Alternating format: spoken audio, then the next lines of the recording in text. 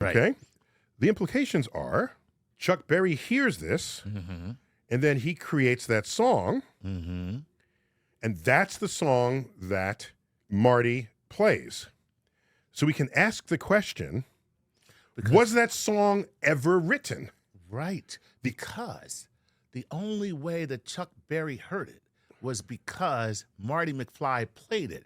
But the only way that Marty McFly played it is because Chuck Berry played it first in his frame of reference. Correct. So, but when he goes back in time, he actually creates it. But he couldn't have created it because it was already created before he went back in time. So it's just one big freaking paradox that never ends. No. So the song... That's so wild. The song was never created.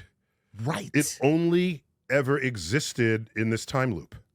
Right. Right. The song only in the time loop. In the time loop. Right. That's no one wrote that song. Right. So right. So it's a gin song in that sense. Not a gin particle. It's a gin song. That's pretty wild. It was never created or destroyed because it lives in that loop. It lives in the time loop. One person hands it to the next person, hands it to the next person. Right. Okay?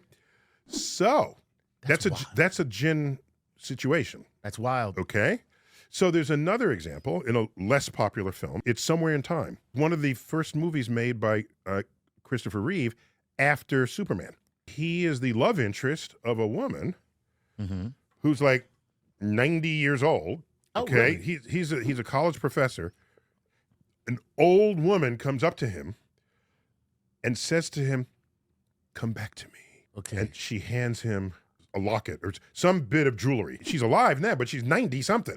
Then he figures out maybe if he goes back in time, he can meet her. So he's on a college campus, so he visits some physicists. It's always good to have friends who are physicists to help you out. Exactly, especially when you want to go back in time. Especially, because otherwise, what are you doing? Right. So he goes to his physicist friend, and they're saying, we've been working on this method and the tool you have to, in your mind, and you have to get ready, you have to get dressed for it, whatever. Okay. So he manages to go back in time to this resort on the beach where he knows she was checking into the hotel. It's a resort, checks into the hotel. So he sees her come up. She doesn't know who he is. Of course, because she's back in time. She's back in time. They meet each other, and they fall in love, and she says, how did you find me? He said, I'm from the future, and I came back in time for you. What? And as a token of his love, he gifts her the jewelry. Ah.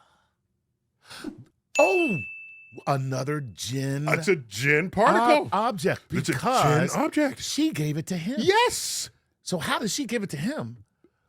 She got it. Unless he came back to her. To give it to her. To give it to her. Yes. Oh, snap. Yes. So this locket, it was never created nor destroyed.